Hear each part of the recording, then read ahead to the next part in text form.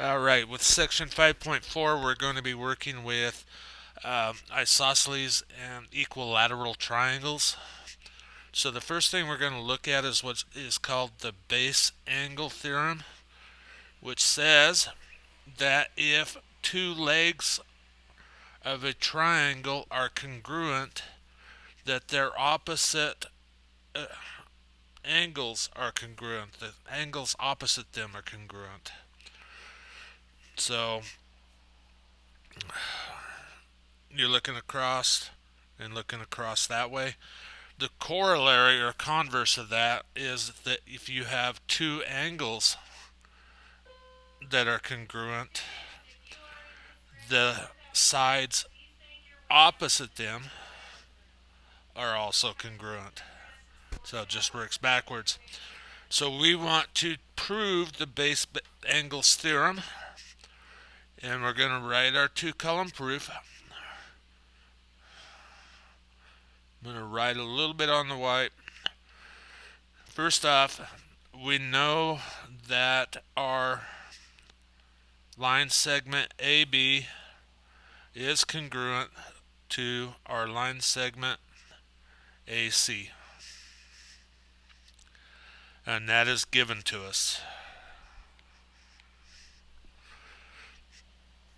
Okay, what we're going to do is we're going to construct a bisector or a line AD that bisects that, and that's something that we didn't do constructions in this course because of the being online. But when you bisect, your angles become equal, or congruent. So triangle or angle BAC, or BAD, excuse me, BAC is the big angle, is congruent to CAD.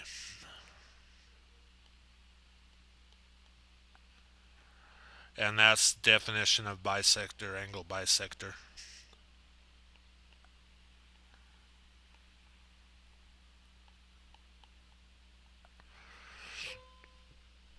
Now that we know that, we know that segment DA, now that bisects in the middle, is congruent to segment AD, and that is the reflexive property of congruence.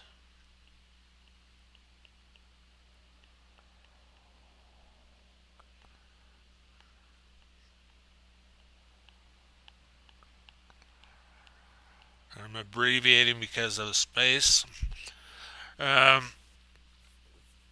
So now we know that our triangle ADB, triangle ADB, is congruent to our triangle ACD, or ADC. We'll go the same order, ADC. And we know that because we have a side angle side congruence. So we have two sides and the angle in between them. Side angle side congruence.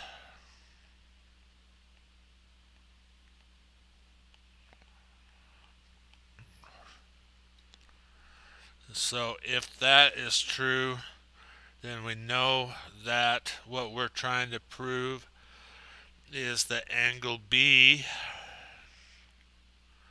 is congruent to angle C. And that is corresponding parts of congruent triangles. So corresponding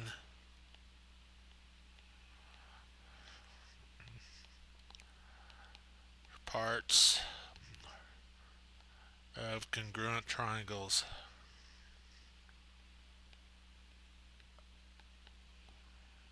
I'm going to just draw a triangle. So we want to use the base angle theorem and to name congruent angles. So we know that DE is congruent to DF, So because of that, we know that angle E is congruent to angle F. So that's just all we need to do with that, is to identify that the angle opposite and the angle opposite are congruent.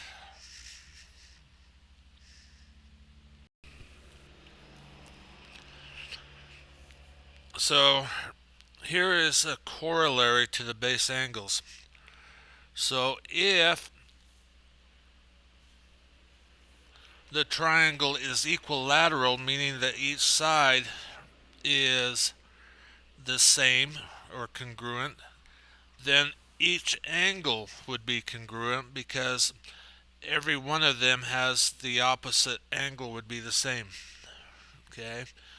If a triangle has equal angles, then it's going to be equilateral, because our converse is that if we have two base angles, their sides opposite them are congruent. So we want to find the measure of angle P, Q, and R.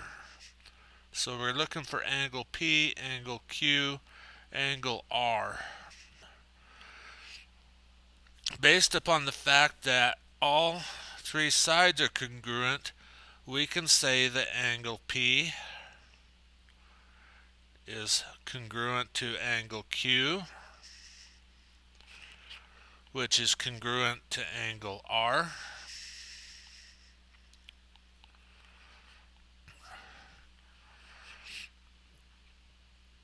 So with that, we also know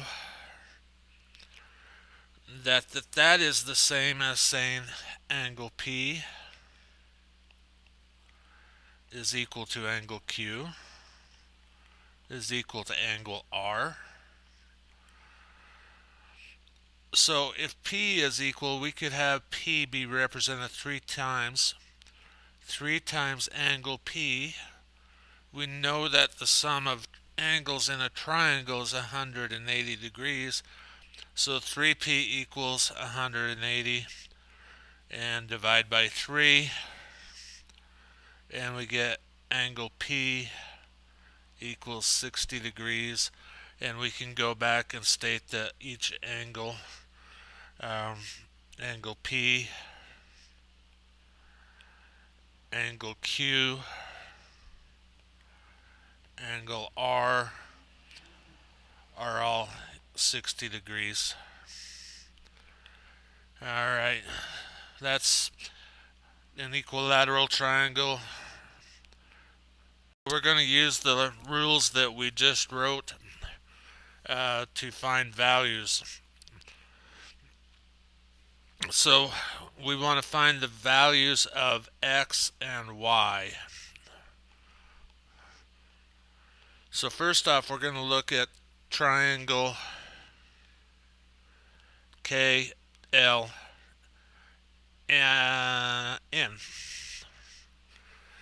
We look at triangle KLN and we see that it has three equal angles, or congruent angles. That means all sides are equal. So if KL equals 4, KN equals 4, so Y equals 4. We also know from that definition that line segment LN is equal to 4. We know from the base angle theorem that angle N, opposite side of x plus 1, and angle M's opposite side of 4 are equal. So we know that 4 is equal to x plus 1. We can subtract 1 from both sides and we get x equals 1.